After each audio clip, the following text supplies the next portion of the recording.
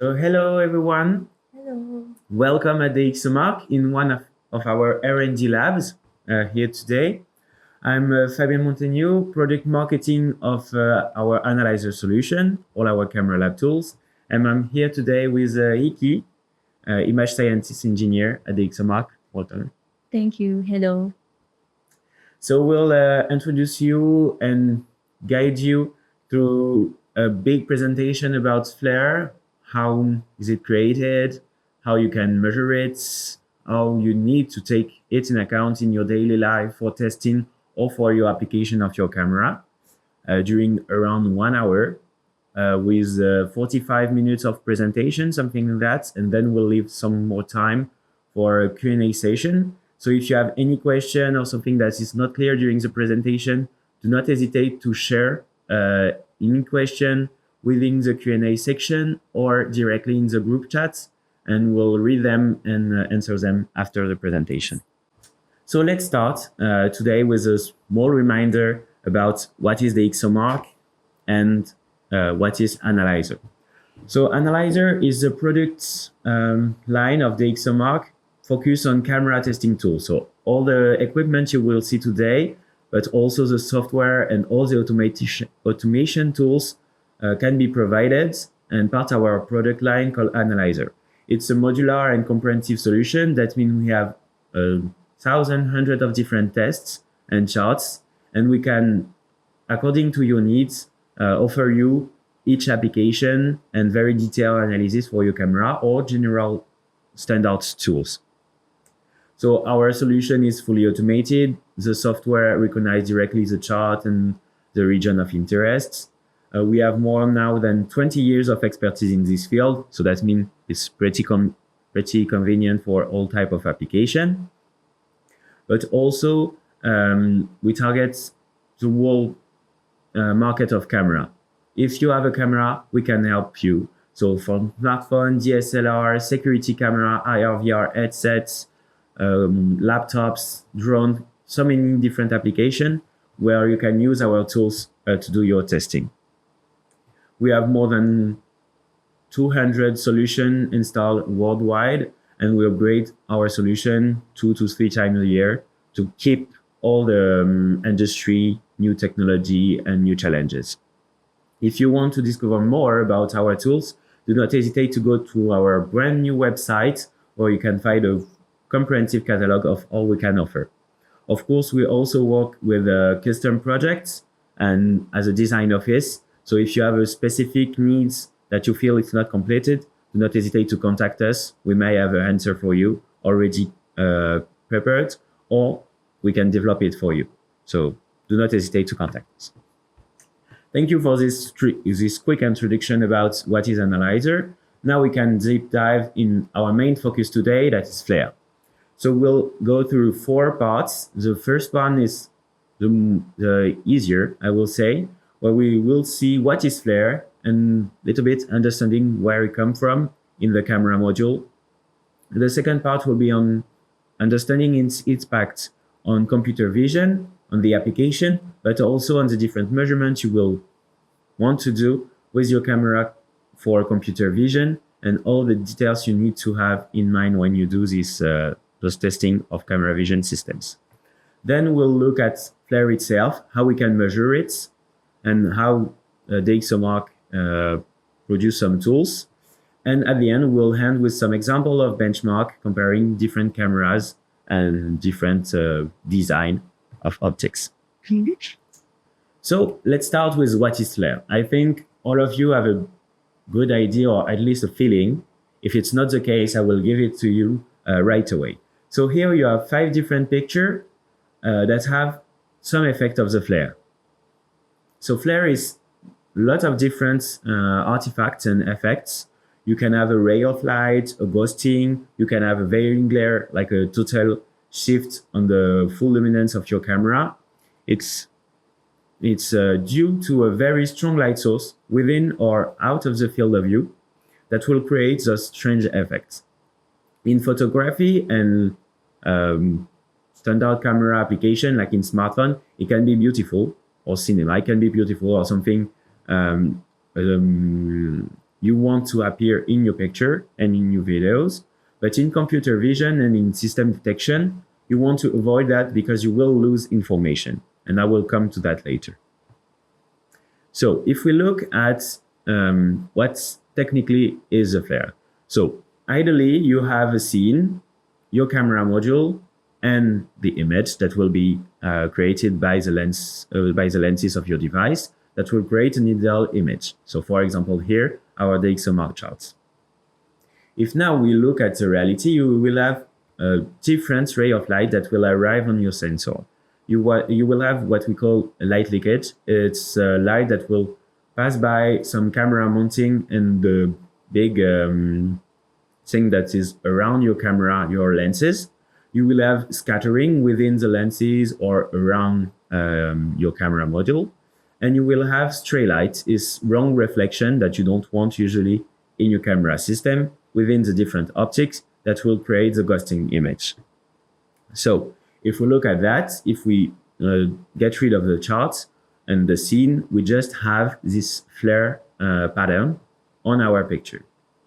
And then what happened in reality, that you have the addition of those two different parameters, the real image plus the flare image that creates this real image at the end. So that's for understanding a little bit with the hands, I would say, and with some technical background. I think all of you know a little bit about that, but now we have all the same basis. So maybe we can look at some few examples that we have at the DXOMARK. So the common one, if you have something on your camera, and now most of the smartphones warn you when they think the camera is not clean enough. For example, here with scratches.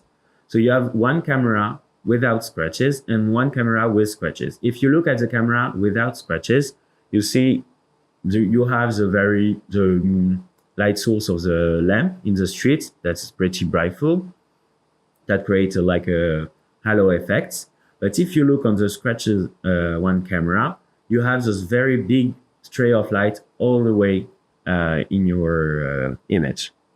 So that's an example of with the end you see that scratches and dirt or dust on the camera will affect differently the flare, figure, and intensity in your image.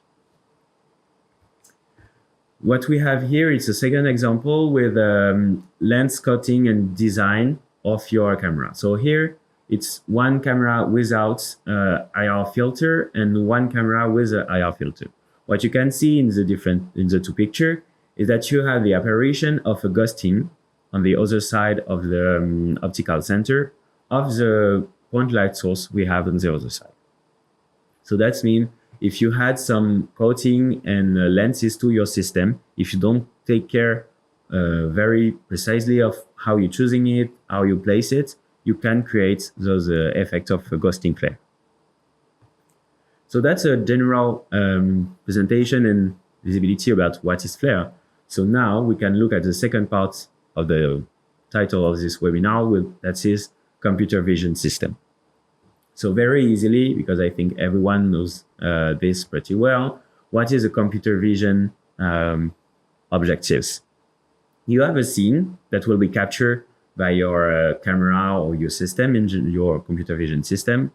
Here, a camera that will capture a scene, and then this scene will be given to a computer, all different algorithms to detect, recognize everything, and then make a decision, like moving the car or stopping the car. So if we look at flare now, it's not what a thing you want to see in your picture. It's a reduction of information. So you have your scene with all the information, and once the camera will capture it, it will add this flare and reduce the information you have access to.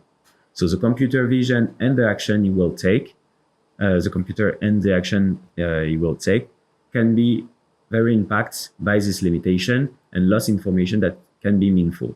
So if we look at some example here with the automotive application, we have here a car moving, and you have a very strong ghosting effect that hide all the way to the image where the car is moving. So you lose a little bit of information during all the moving time of the car. If we look at the second images, we have here a woman crossing the passwalk, and when she crosses, you have this very strong ray of lights that hide her completely when she is at this moment.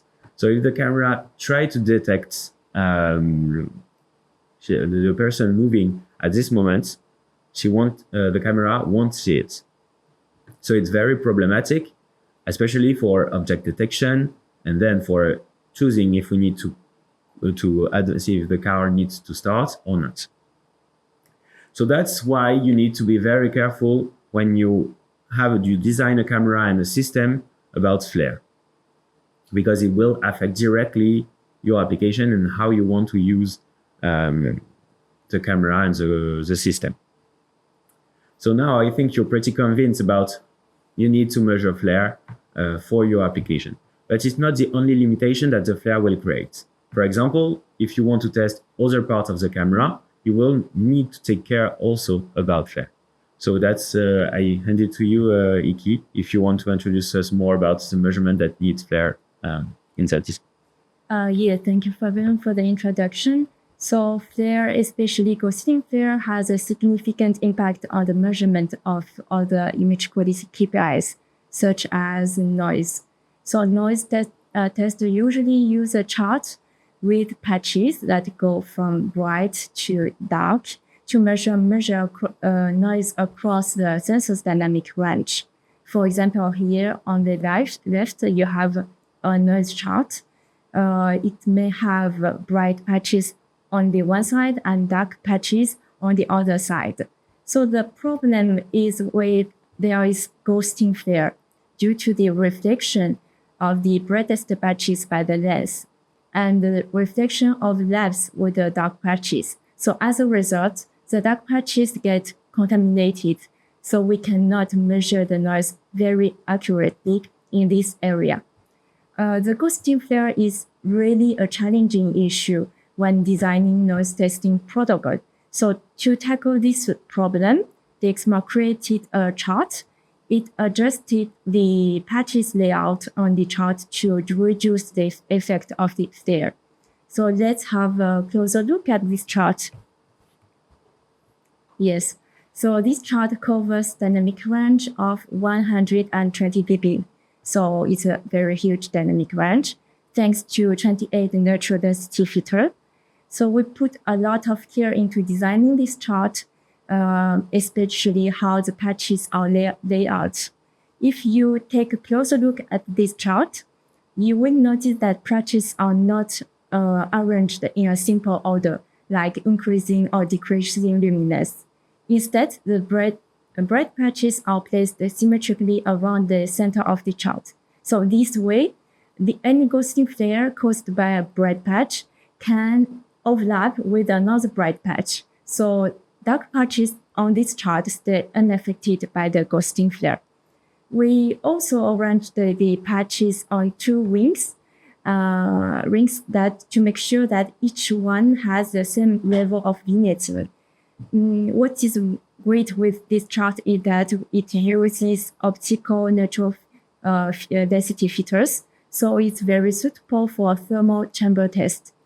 When then the backlit light is adjustable, so it goes from 70 to 67,000 candela per meter square, and it's flicker free, so you can test any cameras with accelerated linear linearity with this chart, of course. And we know that the effect of the ghosting flare on the noise measurement can be reduced by the chart design. However, it's more complicated for the veiling glare. Veiling glare causes a global loss of contrast in the image. So due to this type of flare, it's not possible to measure the noise over the dynamic range of the sensor in a single image using this chart. What we can do is to adjust the shooting protocol. What we do is to use a specific shooting protocol.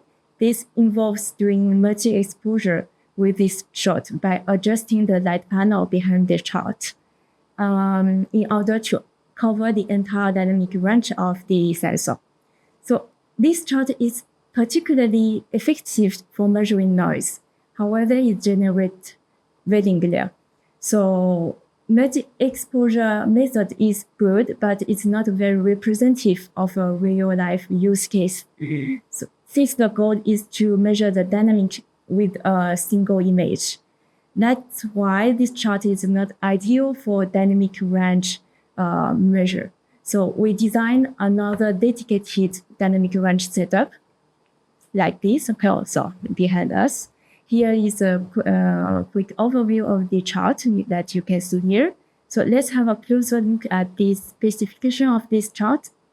So the dynamic range setup can achieve a dynamic range of 170 dB using 27 patches arranged across the whole setup over 4 panels. What we can see that the brightest source can reach a luminance of 1.5 million candela per meter square.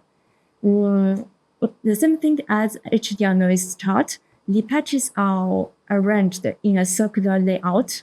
The aim is to really have the same level of vignetting on each patch.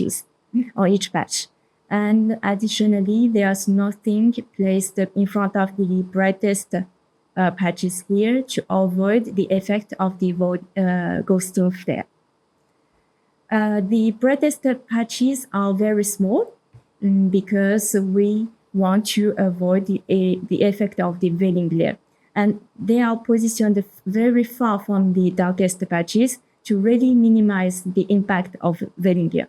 So with this setup, we reduce both veiling glare and ghosting flare to really measure the true dynamic range of the sensor. Thank you very much, Nikki, for this presentation, very comprehensive about two setups we have just behind us. Yes. So you may see some flare effects during this presentation. It's made for that. So now we can look at how to measure flare. That we're now convinced that we need to do that and how the industry is doing for the last 10 to 20 years. So maybe we can have a look together to the different standards and way to measure it. Yeah, so actually on the market there are several flare measures. We can note that there's ISO 9358 standard. This standard describes a way to measure lens flare by rotating the flare and the lens around a collimated light source. So instead of using the sensor of the camera module, we replace it with very small point detectors, such like a photodiode. And it is placed at the focal length of the lens. This setup measures the flare at different angles of the light source, but also at multiple points in the focal plane. The problem is it's really a complex process, and it's very time consuming. And another point is, as you can notice, this method only looks at the lens itself, but not the full camera module. So it doesn't capture the effect from the whole system, I guess. So today, optical designers still use this method actually, but the result can be really hard to interpret because it depends on several parameters of the test, such as the total intensity and the focal length, etc. Perfect. And there's not an existing method on the market. This method is based on ISO 18844 standard. And this method uses a chart instead of point source. It works with a backlit transmissive chart, as you can see on the picture.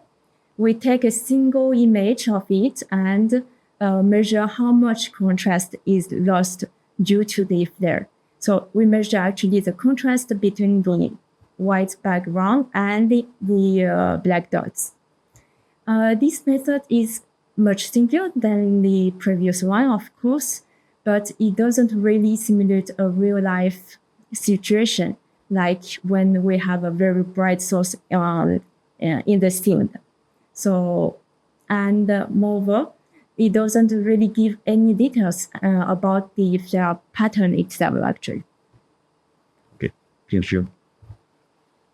And so to address these issues, we have designed a flare testing solution that measures the flare of the entire camera system, not just the lens. So these solutions will reproduce real-life use cases using a bright light source. So Fabien, I will leave the floor to Fabien. He will present the setup to us. So yeah, again, hello everyone. So here I'm actually with the setup we have in the design at DXOMARK.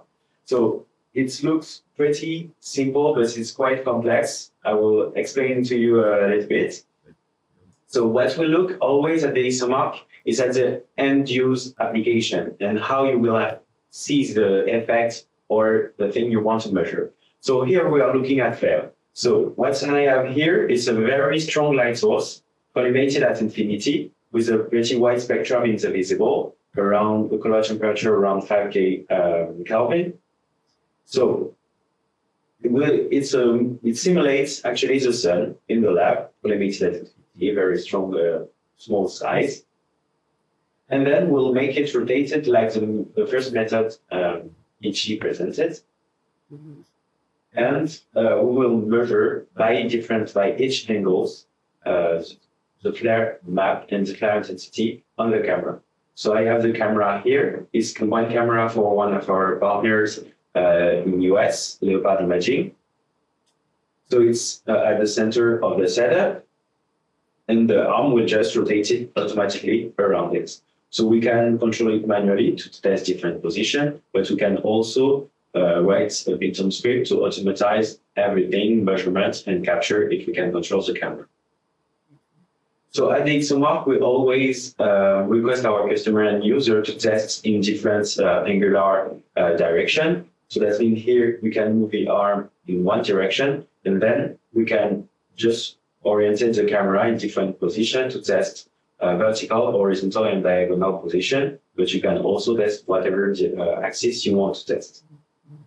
So it's pretty comprehensive. Here is R&D tools. So you can adjust everything. You have here a camera mounting that is quite adaptable. We tested some very big camera with windshield and some smaller camera like here. So the setup is very adaptable. But we can also design for you as for something more automatized or less, according to which kind of test you want to provide.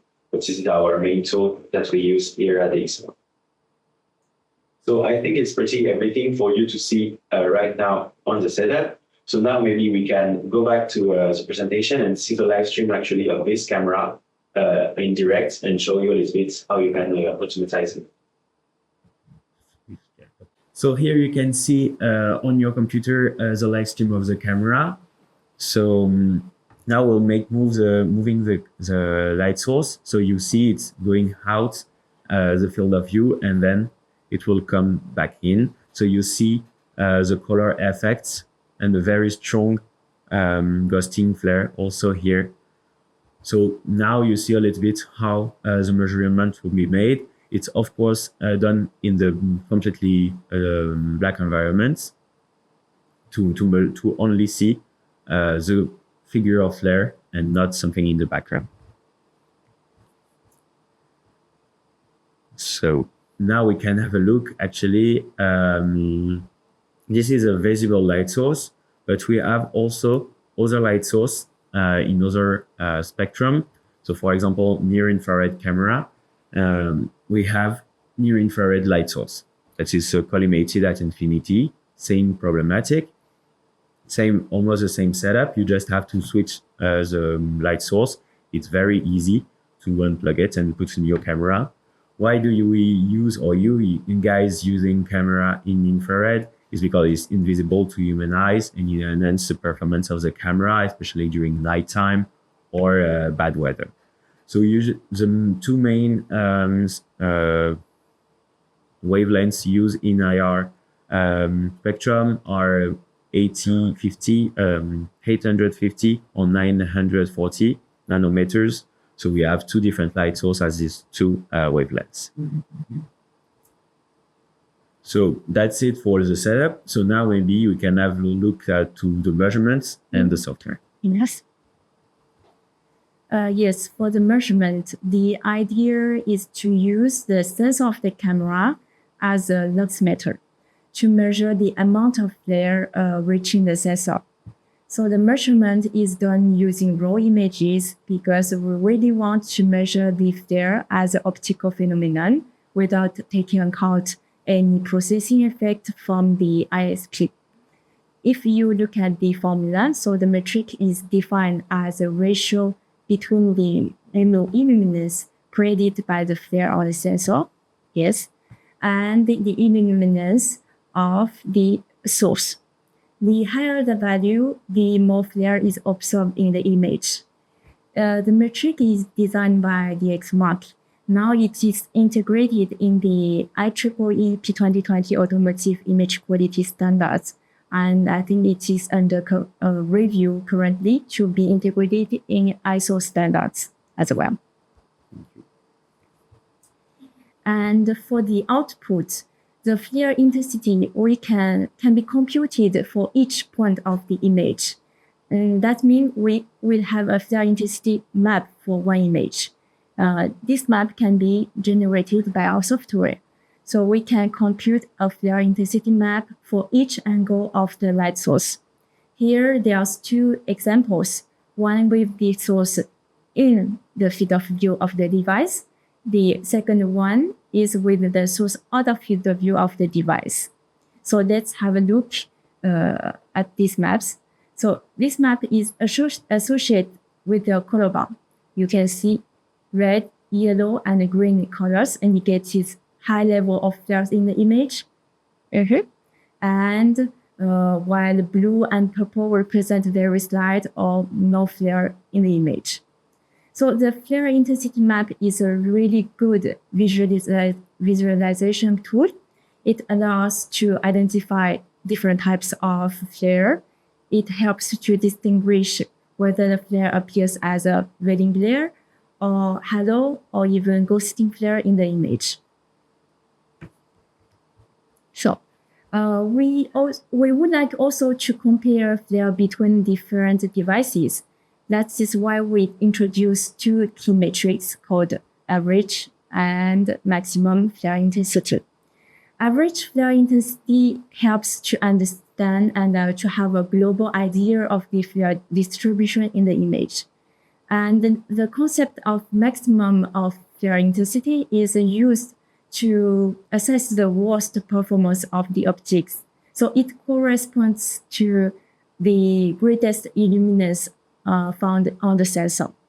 Here we have a graph that shows the evolution of the flare against the source position. So you can see here x-axis shows the light source angle and y-axis is the average or the max flare intensity, actually the quantity of the flare in the image. So with this curve that we have the information about flare, either the source in the field of view or the source out of field of view. We have a quite good tool to identify the angular range within which the device remains unaffected by the lens or really affected by the lens. So maybe now we can have a look at different flare intensity map at different positions. So that's what you see here. So the light source is within the field of view, and you see it's slightly moving. We always test at one angles, each 1 degrees, so you can have a global picture of what's happening in your camera. So now the light source is going a little bit out of the field of view, and now we start to be out far and far in angular position. Yeah. So you see the apparition of ghosting. Yes, and we have less and less flare when we go out of field of view in this case. Yeah. So at the end, you will see it's no flare at all in the image. Yes. So yeah, it's completely pink now. So no flare. So that's for the measurements and the metric of flare. So maybe now we can have a look at different testing we have already done at the DXOMARK to compare different devices. Of course, we test thousands of different devices per year hit at DXOMARK, either camera for different application or for our own testing in our lab. We do it also for our customers, so do not hesitate if this interests you and you want to test it. You can contact us to have this kind of comparison and benchmark. So maybe you can go in some details. Yes, so now we are going to see several examples of results of our test. The first example shows us that we can use the flare intensity curve to compare two devices. So the first device is represented by the red curve, and the second device is represented by the blue curve. As you can notice that across all angles, device 1 produces more flare on average than the device 2. So even when the light source is outside of the field of view, so a less challenging lighting condition, device 1 produces stronger flare that can cause more image degradation than device 2. And if you have, let's have a closer look at the 58 degree right here. There's a big difference between device 1 and device 2. And we can actually see a figure of flare on the map of device 1 here. When the source is at 70 degree, around 70 degree, yes, an angle quite far on the side, so device 2 shows very little flare. However, we still have a strong flare for device 1. So with this curve, flare intensity curve, we can really compare two devices at each angle of the light source. Yeah, it's pretty useful. Yeah. The second example is a very good example to show how much the flare depends on the condition of the lens. So here we have two lenses. The first one is very clean without any damage. And the second one, we can observe visually a strong scratch. Actually, I can see some small scratches on the lens as well. So we saw before in previous slide that in real use cases, lens with some scratches add more flare on the image. And this is really well illustrated with our flare metric. So if we look at this graph, we notice that the flare intensity of the lens with scratches, the right curve, is higher than the camera without any damage, the blue curve. So the difference is even more noticeable when the source is in the field of view. Here we have a big difference. So these results show it is really important to have a lens without scratches, dust, and other defects. That means you have to really clean your lens before testing flare as well. Thank you. And the last example shows that we can also evaluate the influence of adding an optical component on your lens design. So to do this, we had an opportunity to have two same lenses designed for the visible spectrum. The difference is one of the two lenses includes an infrared cutoff filter here. Yes. So our objective was to know whether the filter has any impact on the flare behavior of the lens. In this example, we observed that overall the flare results are quite similar at any angle, but when the source is within the field of view, the lens with the cutoff filter gives more flare here. So on the flare intensity map, we can also notice there's a presence of a ghosting flare in the image here. So in conclusion, adding multiple optical components makes it more likely to flare to show up in the image. Yeah, thank you very much, Iki, for this all these examples. So now I think with those 40 minutes, you have a pretty wide understanding about what is flare and how it will impact your camera systems for computer vision or for whatever application actually. And if you have in your testing protocols, in your shootings, some very strong light source, you need to take care of this. Either you are doing noise measurements or dynamic range measurements. And for this, you have, for now, 3 different methods to calculate flare. 2 of them are good for some aspects, but not really at looking at the application and the end use of your camera and at the use case you will face, that is the sun or a very strong light source, a lamp for traffic lights, or a light for a car that will be in your scene or a little bit outside of your field of view, but still hitting the camera. That's what our system is able to provide you and to guide you. So all the setup we have introduced you are, of course, available in our catalog and in our production. So do not hesitate to reach us if this may be interesting for you. Also, 2 comments about the next meeting we'll attend in the coming weeks or months. So one of our colleagues, Scott Chia, will be in Beijing or in a few days to present to some of you, I hope guys, our solution in automotive, testing tools and services. And also we'll be in January in the US, attending CES in Las Vegas and Photonic West and Electronic Imaging in San Francisco. So if you're coming, don't hesitate to come and talk to us. So I think this ends our part of the presentation. So thank you for listening to all of that. I hope it has been clear and answer a lot of your questions. If you have any comments or feedback, I think it's the time for you to go in the chat and write anything you want to share with all of us, or with only us.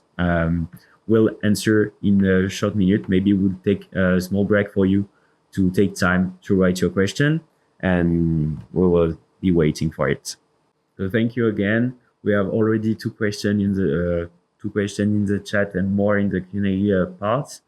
So maybe we can start with the first one in the chat. So can we compare the flare between source in the field and source out of the field of view? Can we say source in the field is worse from the perspective of flare, since it has a bigger flare intensity? Continue. Yes, so maybe we can take example at previous curve. Try here. Yes, for example here, as you can see, when the source in the field of view, we have higher value of flare intensity, and when we go out of field of view, the flare intensity value is decreasing. That means we have more flare when the source is in the field of view. But in some cases, at some specific angle of the source, for example here, there are a very short appearance of new flare pattern that we will increase again the flare intensity. Generally, we look at the average value of the curve, but we also look at each angle, because when you have, for example, a scratch, maybe on some angles, the light will create more flare. So it's really important to look at each angle. And with our testing protocol, it's also possible to adjust the angular resolution when you test your lens.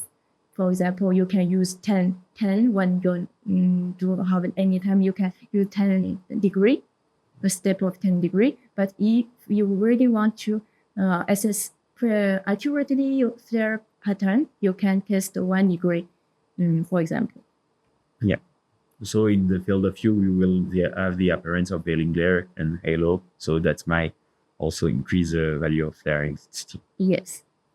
So, for example, you can use sometimes the average flare intensity to assess the level of veiling glare, and the max flare intensity to assess maybe a small ghosting on your images. So I hope it's answering your question. Yeah, it answer. Thank you. Thank you. So thank you for your question. Next one, I understand you use a raw image to analyze the flare, but when you use RGB camera with Bayer filter on top of the sensor, do you still use a raw image, or do you debayer the image before analyzing it? Yes, so for the moment, the measure is only available for raw images because we really want to assess the hardware performance of your camera module in terms of flare mitigation. When you add some processing, we will lose the linearity between the quantity of light in the before reaching the sensor and the gray level on your images. Will make several effects on your test analysis. So when we test one aspect of the camera, we really want to just focus on it. Okay, thank you. I hope we have answered your question. Next one. How to define the light source? Different light source may have different color and responses. Thank you. Yes. So thank you for your question. And about the question on the light source, maybe we can go back to the slide with the near infrared source. Yeah. You can try. Maybe it's going to be. I'll stop sharing. Yeah. Just the one. So for actually we have 3 light sources. One for the visible spectrum, 2 for near infrared spectrum.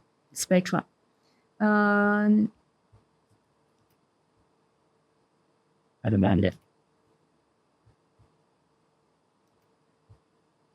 Then I'm sharing now again my screen. Yes, so we can firstly look at this slide to have idea of the spectrum that we use. While we design light source, there are 2 things very important. That we would like the source to be collimated because we would like to simulate a real life use cases. Like we have a sun, so the sun is at infinity. That means the light is collimated when it arrives on the sensor. So we reproduce this phenomenon with our light source. The second thing is source should be simulate the color temperature of the sun for the visible spectrum.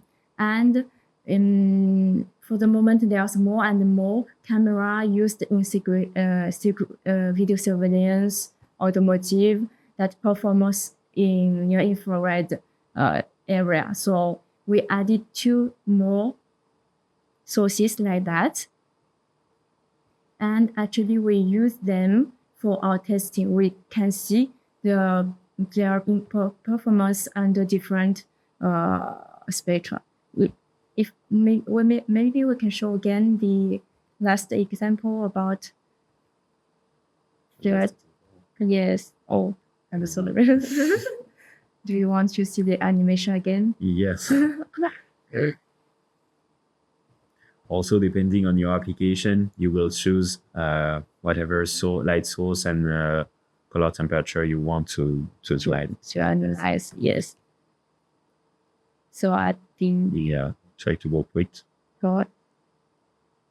I don't know if you can remember that the last example shows the flare result for the lens with and without near infrared cutoff filter. This test is done using visible spectrum, but you can also use this test under different source, and we will get different flare behavior. Yes, here. So maybe we'll see other flare pattern under different light source. Oh, this one actually is under near infrared source, and we can also test it on under visible spectrum and also using another near infrared source as well. The result should be different. So it really depends on your application. So we have one question and 1 people that raise their hands. Mm-hmm. So we'll go through the question in the chat, and if you want to write it down, or I can try later to give you the permission to speak. So next question, I may have missed it, but how do you set the exposure for the DUT? Do you need to sweep exposure and gains to achieve high dynamic range in some devices? Okay, so yes, the testing protocol specify the exposure parameters. Usually, we highly recommend to use the the smallest gain or the base ISO for the test. Because with this ISO again, you will have a better SNR for your test. So you will have a more accurate result for your flare testing. That is for ISO again. And for the exposure time, we have a full protocol and automatic script to help you to choose the correct exposure in order to get accurate flare result. But all this is to increase the accuracy of your measure, because in the formula we actually can normalize by the sensitivity, by the exposure of your device. So the result will not depend. You will get the same result. Difference is the accuracy. Thank you. I think I hope we understand and clearly answer your question. So next question, maybe I will try to unmute someone in the chat. So if you want to unmute you, I think you can speak and we'll hear you. Want to try? If nothing, we will go to the next question in the chat. Hello. So no Sorry. feedback. So oh yeah. Hello, could you hear me? Yes. Okay, I can't type the word in the chat window, so I just ask a question. Yep, feel free. Here. My question is, how did you calculate the intensity of the flare? You just calculate the brightness, or you also considering the range of the flare? It's more or big? I mean the size. Did you consider it? Yes. Yes. We actually calculate the intensity, so it's based on the gray level in the image, and as I said, it's normalized by exposure parameters. And so for the size, actually we output the flare map, and this flare map will give us an idea and the distribution. Two things: the distribution of the flare on the image, and also the pattern size pattern in the image, like that. So you can actually visualize the flare pattern on your maps, and this is done for every angle of the light source. Okay, thank you, got you. And my second question is, how did you control the exposure? I mean the camera exposure. When the pixel is saturated, then the light source intensity is not accurate in your calculation. Yes, so because it's limited. Yes. So we have a full exposure protocol to choose the right exposure time, because we don't want the sensor to be saturated, because if we saturate the sensor, we will not measure the flare. We have the same value for the flare, so it's not meaningful and it's not accurate. So we have exposure parameter to get the correct exposure in the case when the source in the field of view. So we mask the source and we try to compute the right exposure for your test. And when the source is out of field of view, we also choose the right exposure to we choose that is to maximum the gray level of flare in the image to get a max of accuracy, but we don't want the flare to be saturated on your image. So we have a full test protocol to choose the correct exposure for your test, and we try to get the result repeatable between operators. Okay, thank you. I have last question. Yes. My last question is, so you do this calculation in Bayer pattern, right? Yes. Bayer data, right? Yes. And some file we have seen is colorful, So how did you judge that? Did you give a pipeline for the raw image and to simulate the final effect to see the color, or what method you have to judge the color of the flare? Oh, yes. As I said before, that we really want to assess the hardware performance of your camera module. So we do the test in raw images. But if you want to see the effect of the flare on each channel of your device, you can also output the result for each color channel and try to see what is the impact on it. Yes, actually,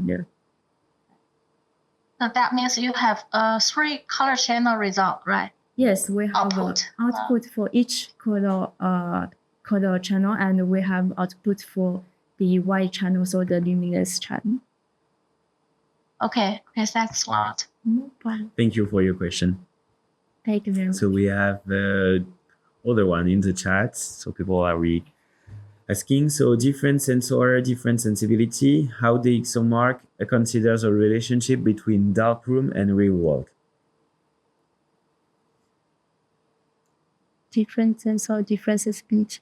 Oh, yes. So actually, we have, yes, you're right. So we have, the sensor has different sensibility. So I didn't really mention on the webinar. I don't really want to go into details. But before the flare testing, we measure actually the sensitivity of the sensor. So that means now results are really normalized by the sensitivity of the sensor, by the exposure, by everything. So ready to have a metric that is comparable between devices. And what is the end of the question? So the DXOMARK considers a relationship between darkroom and real world. Yes. So the real world, as we said, that we really want to reproduce the real use cases, that we have a source that is limited, like the sun, and the sensor. So I think the question is more about the sensitivity of the sensor. So yes, we measure it before testing the flare. So it's already normalized by this parameter. Thank you. I hope we understand your question and answer it well. So then another question regarding the capturing process. Do you capture one still image at each degree, step by step, or do you capture a video? So actually I can answer to this one. So we capture a different image at every degree, on each degree, step by step. We can automatize everything. This means the movements of the setup. If you can control the capture of the camera, we can automatize everything. So we do the capture by image, not a video, step by step. And second question is that in these slides you have shown this graph with light source angle in x-axis and flare intensity in y-axis, but this only show one direction in the camera sensor. I know the camera flare is not symmetric around the center point.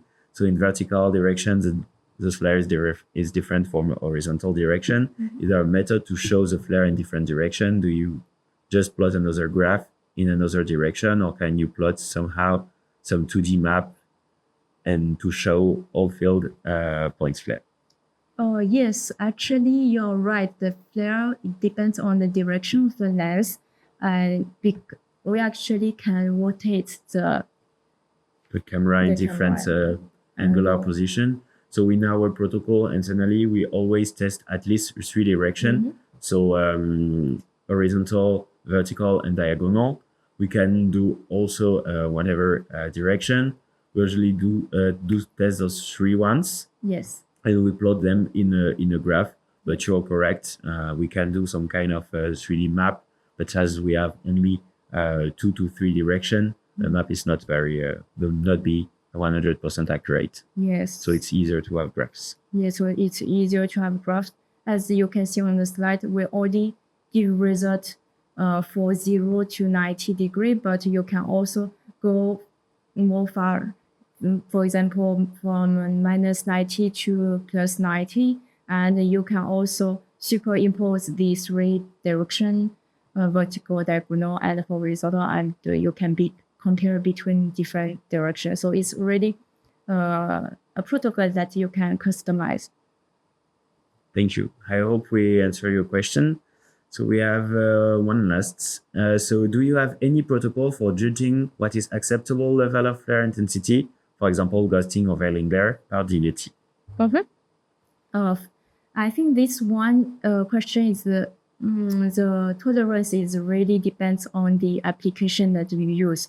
For example, for the security area, you may have more strict criteria than on the photography. So it depends really on the field of application. For example, we saw a lot of very good lenses in automotive application that have flare less than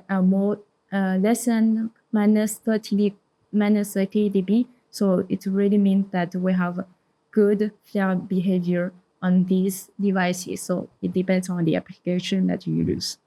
Yeah, and with how we tested the hundreds of camera, we have this knowledge on knowing what is a good criteria and thresholds for those tests. And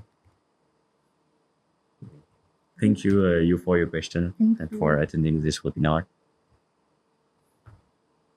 So yeah, I think we passed through all the questions. So if you have no more, I think we can thank you again for attending this webinar and asking all those very good questions. I hope you had a very good time with us. We did, actually, Yes. with all our setup. So thank you and see you soon. Do not hesitate to reach to us or our team whenever you need help for testing your camera. Yeah. Thank you and see you later. Thank you. See you.